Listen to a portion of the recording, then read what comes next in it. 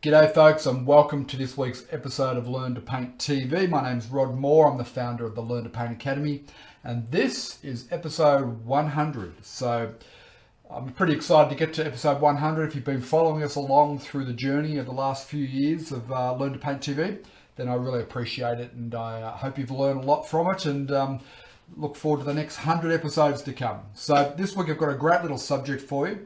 It's just up the road here from where I live. It's a lookout that looks out across the valley. I took this photo at dusk. Let's have a look at it. As you can see, there's a little farm shed there on top of a hill, and then it looks down into the valley there. And you can see it's got that nice soft pastel-y lighting, which will try and capture some of that. And then off into the distance, you've got that bluing mountain there. So it's going to make for an interesting little subject. Really need to simplify it. There's a lot of information in here, and so we will simplify it all right down, and you'll see how we do that throughout the course of the painting. So as always, we've done with the last 100 episodes is we're going to use the Moore method of painting. That's a method that we've taught to 30,000 students around the world, and it's all about simplification. We're going to look at 3 steps, 3 colors, and 3 brushes. Okay, let's get underway with step 1 of the Moore method of painting. I'm going to use medium-sized flat brush. I'll take some, you could use water to thin the paint down. I'm going to use a little bit of the thinner that comes with this particular brand of water mixable paint.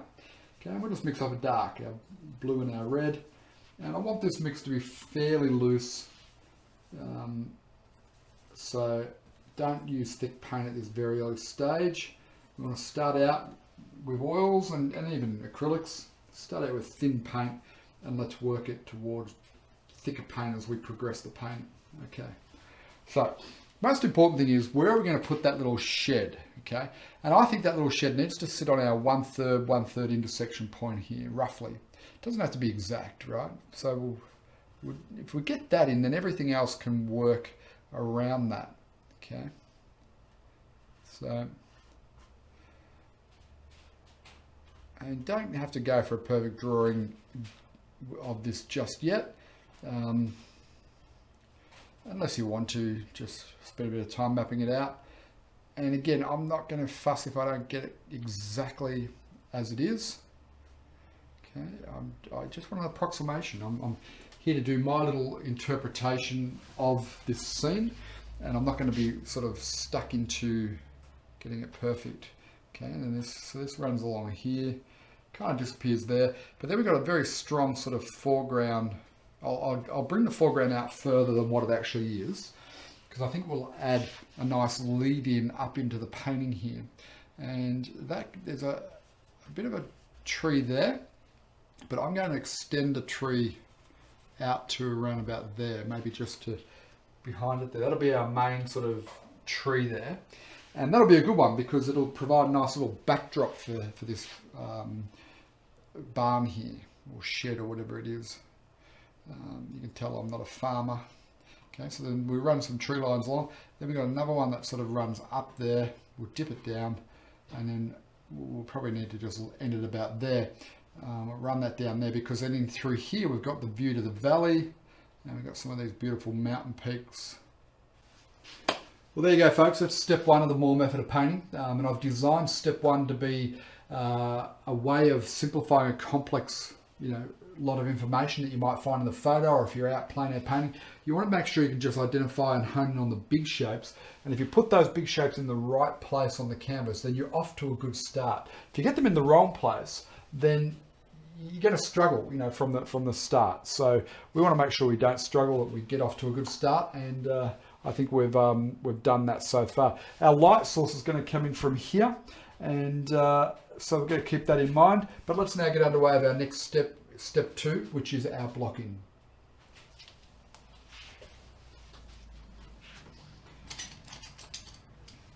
So as we move to the blocking, I'll take a big brush, okay, and we'll mix up our darkest dark. It's going to be that blue and that red with a little pinhead of the yellow ochre here. Not too much of the yellow ochre.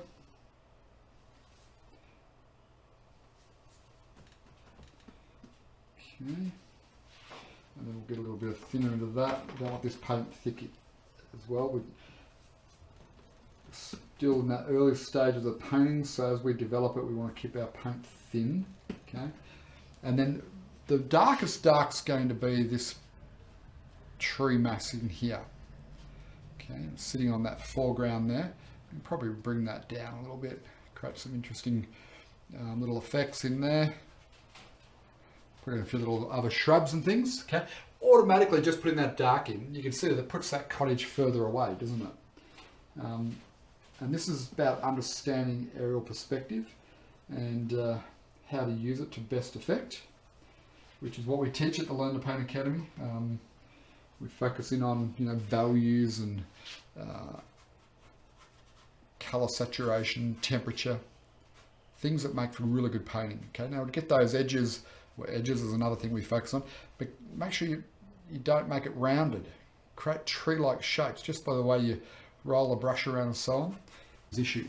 But I don't want to continue this row of trees with the same value. So I need to now cool this shadow tone off.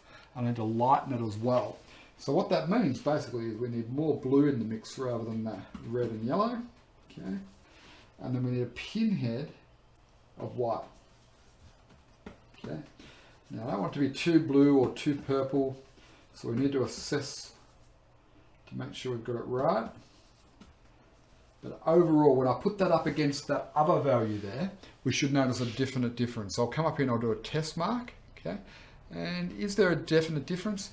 There is, but it probably just wants a tiny pinhead more white to lighten it back a bit even more. Okay, let's try that. Yeah, that's probably a little bit better. So you'll be able to see the separation of these two areas, and again we're just careful cutting around the cottage.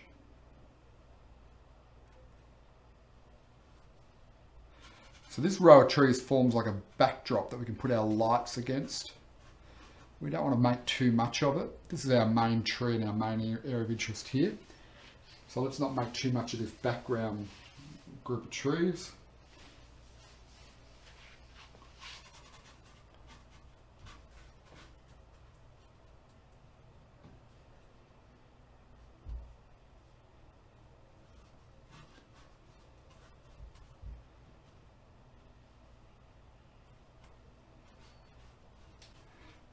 Okay, so we've got a nice little foreground area in there.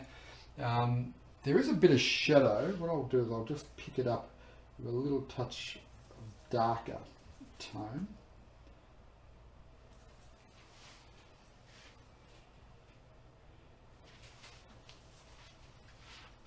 A little bit of shadow sort of running in through there on the field.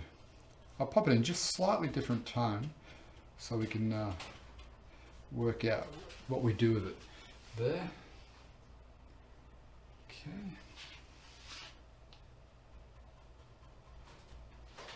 So you can see this starting to build up, this painting, quite nicely. Let's now get out here. This is going to be a lot cooler, so it's going to be almost a bluey grey, and it's going to be a lot lighter in value. So there's our white to lighten it, get more blue into it. Okay, and I've already got that other tone in there just by, it's in the brush, you can see it coming out, and what that means is it will just grey it naturally. So I don't need to worry about adding the other two tones in there. Lighten it up a bit more. Okay, let's test. Too dark. Okay, it's too close in value to that row of trees, so I'll put more white into it. That's a bit better.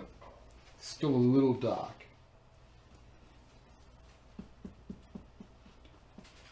Okay, and that's probably close to it there. And that runs up there. It's probably Mountain Injury, I suspect, that one.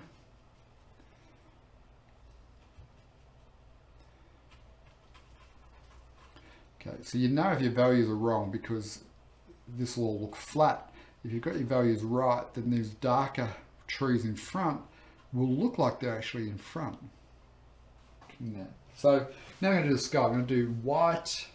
I'm going to take alizarin crimson and yellow ochre. Okay, what I'm doing is, see those two little touches in there with the white? Why am I doing that? I want to get a nice warm glow in the bottom part of the sky. That's the primary reason. But late in the day, it's a dusk. So I want to try and capture that feel without overdoing it. So now I can use this white to come back in, or it's not a white, it's a lighter tone. I can use that to come back in here and reshape anything along the top edges here that maybe aren't quite the right shape.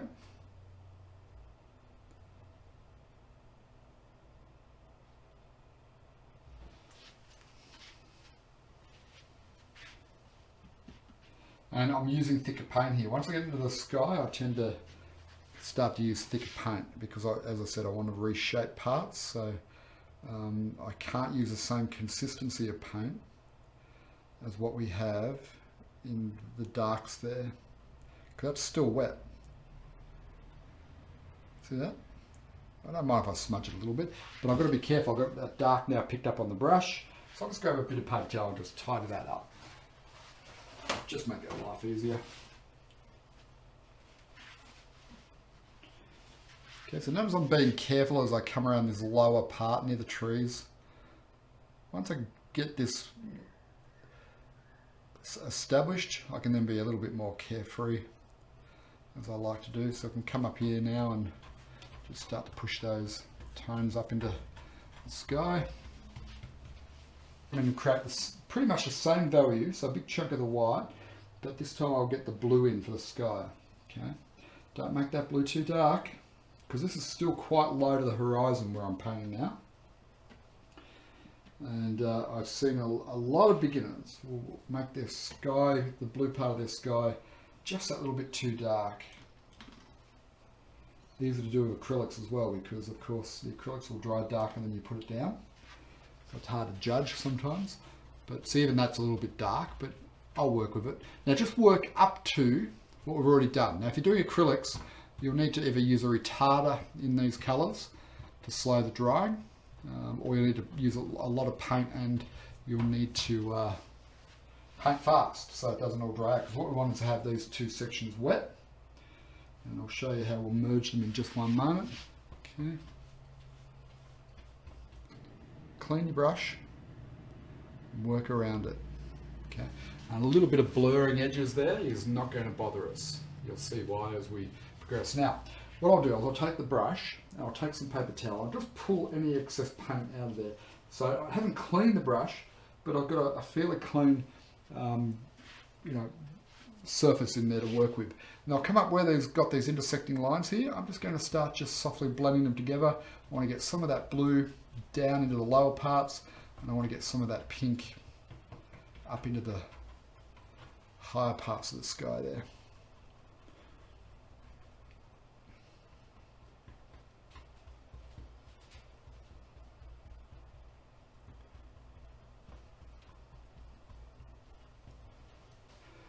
And now I'll come down to my third big brush. So I've got these areas here of the grass to work in.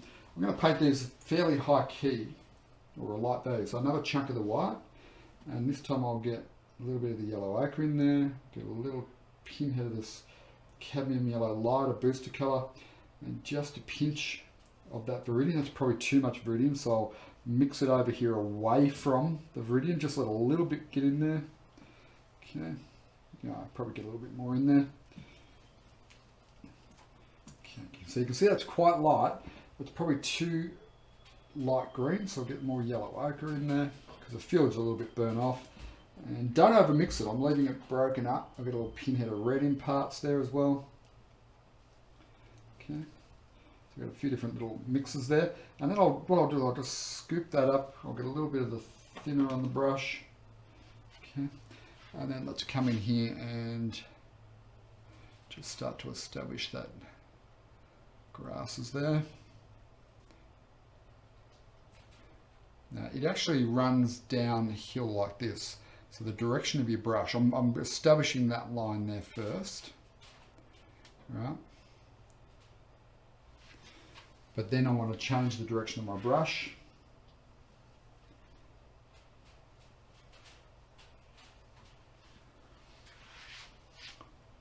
And just run it down into there. So you can see this is a nice soft pastel-y sort of grass colour. Because it's a soft light, it's late in the day.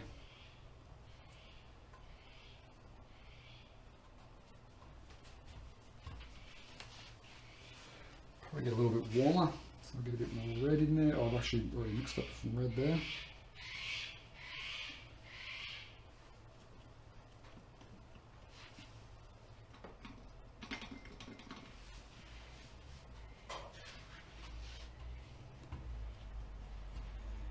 Because we're using a limited palette, you can see these colours here tying back in with the sky, aren't they? It's exactly the same colours that we use in the sky.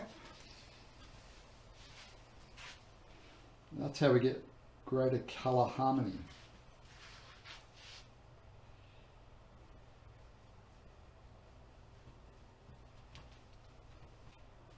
Alright, so that just leaves us our foreground hill.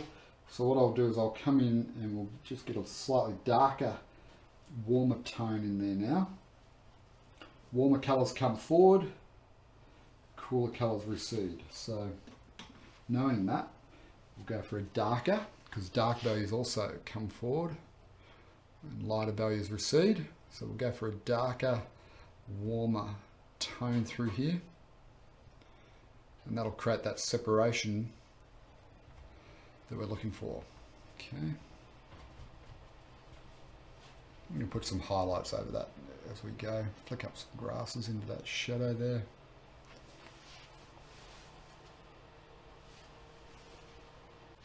Okay folks, well I think we're going along nicely. We've got our block-in stage done, and we've worked our way through the values and getting the dark to light and getting our warmer tones and our cooler tones working. And overall, I think we're coming along quite nicely with this painting, so I'm excited to see how it's going to progress. And what we need to do now, especially if you're using acrylics, at this stage you want to let it fully dry. Using oils or water mixable oils, good idea to let it just what we call tack off. So you know, maybe leave it for half an hour to an hour, and I'll go and take a break, and then we'll come back and we'll recommence filming of this, and we'll do step 3, which is where we'll start to bring all the details in. So we'll put some foliage on the trees and some highlights. We'll finish the barn, we'll do some fence work and things like that, and you'll be surprised at how few details we actually need to bring this together as a finished painting. I'm pretty happy with it so far. I think we're well and truly on track, and it's going to make for an enjoyable little painting. So I'll see you right after the break. Okay folks, welcome back. Well, it's been about an hour and this is drying off quite nicely, so it's a good time for us to start to work back into this. We're going to start off, we'll put a little bit of work into the little barn here, and then we'll start detailing up these trees, and then we'll come back in and get all those little bits and pieces, details in after that. So let's get down here to the palette, and for the barn, I'll just find a smaller brush. Just come into a smaller flat brush. Okay, we'll get a little bit of thinner. And so for that side wall, it's kind of a peachy orange colour in the photo, but I'm kind of thinking let's paint it more of a tin shed colour. And because we've got so much peach and orange and so on in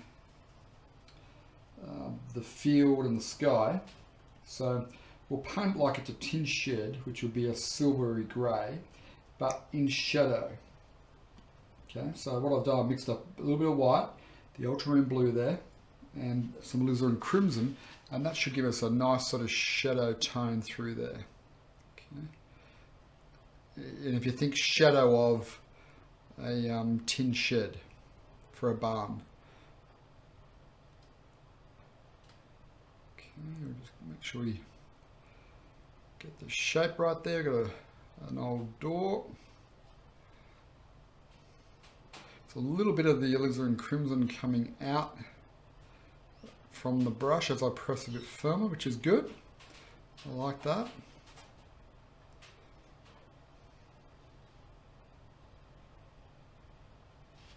And then that wall, the tier, is going to be a little bit darker again. It's even further away from the light. So we'll just mix up a dark, which is going to be similar in value to, we don't want it too dark. I was going to say it's going to be similar in value to the trees there, but let's not go quite that dark. We don't need to. So got a fair bit of white in there. And you can see that that's not the same dark as our trees, but it's dark enough to give us that little turn there in the wall. Okay. And then we need a little shadow tone, which is going to be darker again. So let's just mix up blue, some red, and some yellow ochre.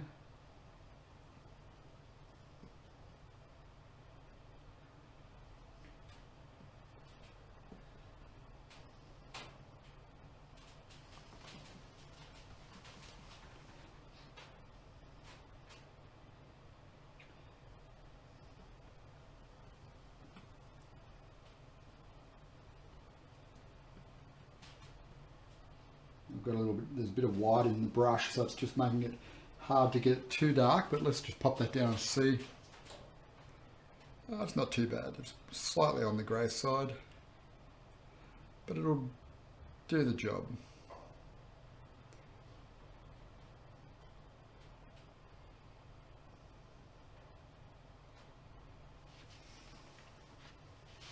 Alright, give that brush a little bit of clean, and then we need to get a light reddy pink tone for the roof. So what I'll do, I'll use this little bit of cadmium red there, a little bit of cadmium yellow.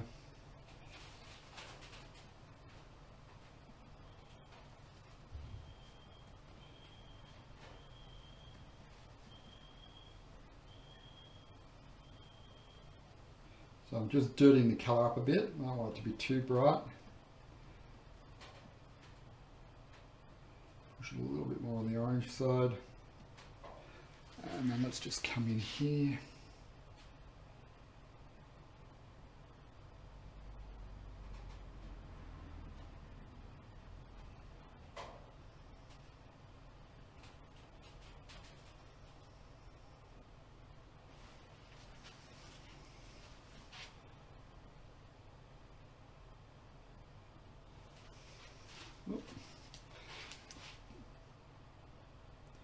Put that in a bit too far. We can always pop some foliage over the end there, and then I'll just come in here and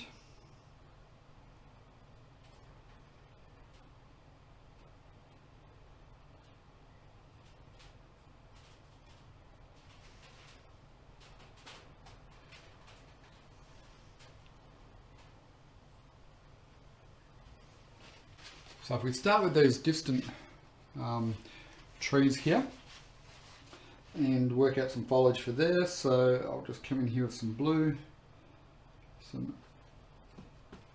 yellow ochre.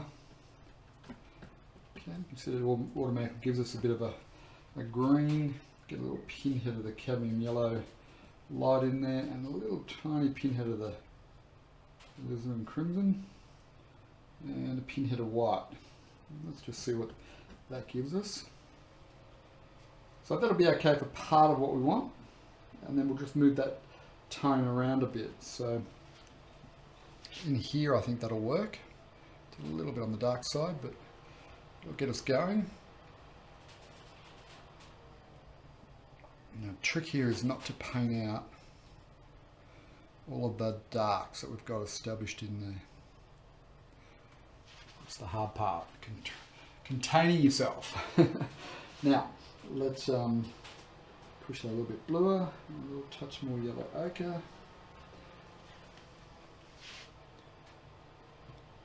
Just on that side of that tree.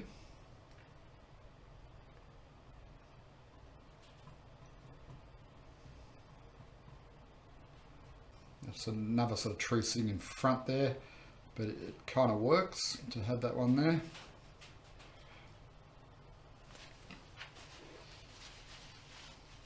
Okay, now I moved the barn over, so the barn was sort of underneath that tree in the photo, if you're wondering. And now let's push some a little bit more sort of dried off brackeny sort of colour. So we'll use our yellow ochre and our alizarin crimson for that.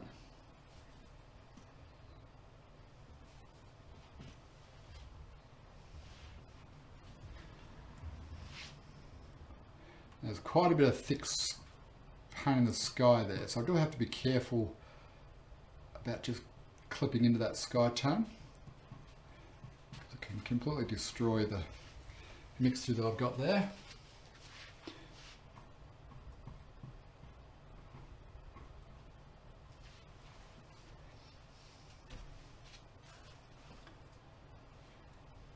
Alright, now let's get back into a little bit more green.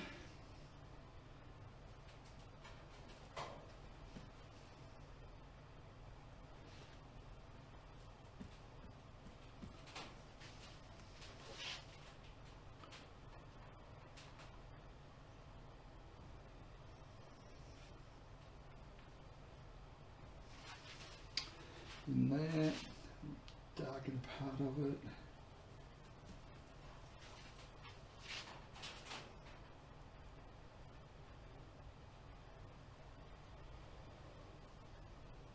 So now we come into this main tree here. This is going to be more of our Australian-y gum tree, right? So we'll start off with a bit of viridian. And to that we'll add we'll add yellow ochre, and then a bit of cad yellow light, and a little touch of the alizarin. Okay, and that should give us the start of our green that we need here. This is going to be our strongest values, we would hope, and also some of our warmer tones in the tree foliage.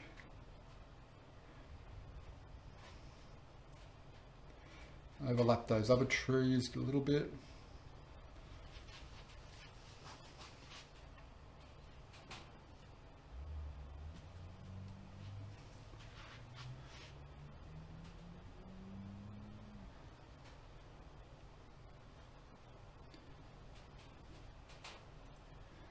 Okay, and I think we've got a good opportunity just to overlap that barn ever so slightly there as well. And then in front of that, we've got a much brighter little bush just there, which is why I stopped so short there. So let's punch that up.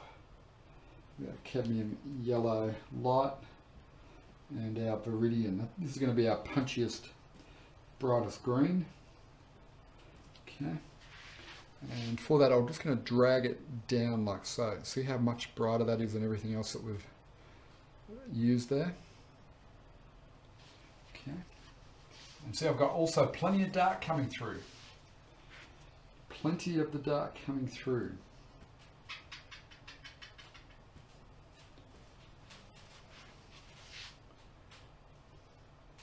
Let's get push up some of those greens in there a little.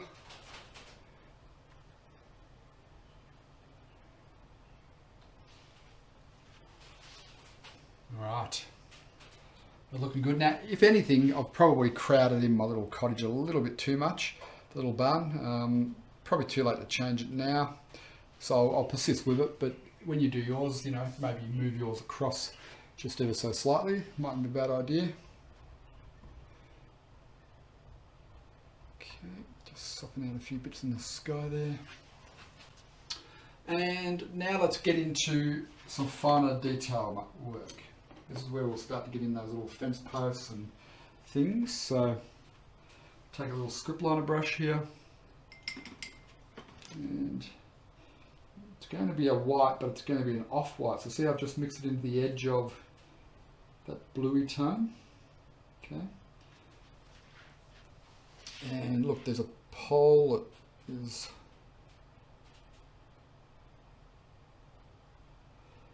telecoms pole. I'm going to put all that cattle yard out on this side.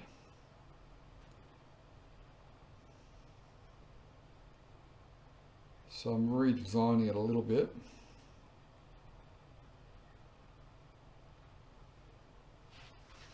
Okay.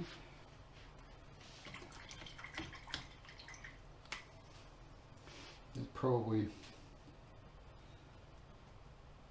some of it that is sitting in front, so I'll just switching for a slightly darker tone there. We know we've got part of that cattle yard or whatever it is runs in through there, like so. And I'll mix up a dark, so we'll get blue, red, a bit of yellow, touch of white into that, a little bit more blue. Okay. And we'll pop in a few darks as well.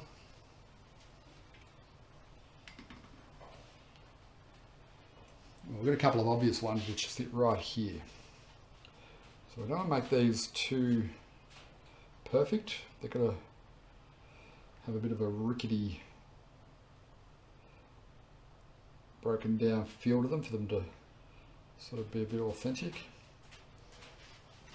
Running along that ridge line there. And do we put in a little bit of barbed wire? I think just a tiny little touch perhaps. Just be careful you don't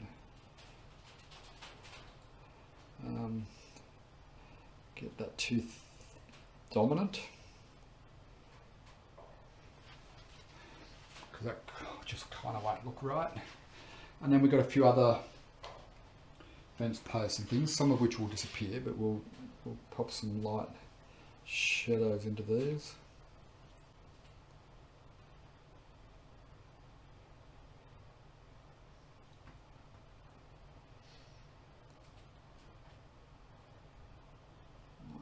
Gate in here.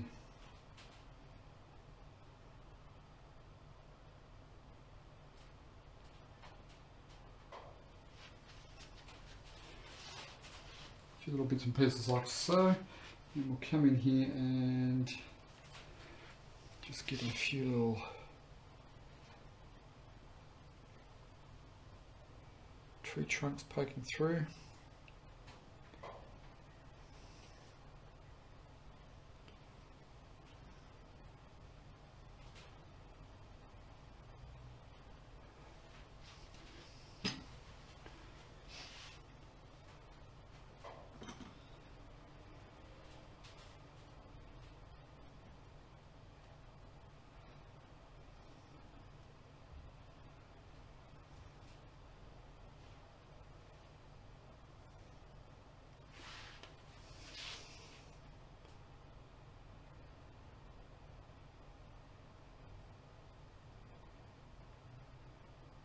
Don't overdo these, it's so easy to get carried away with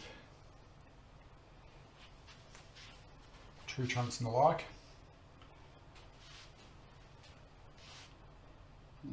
It'll very quickly get to a point where it's not actually enhancing the painting.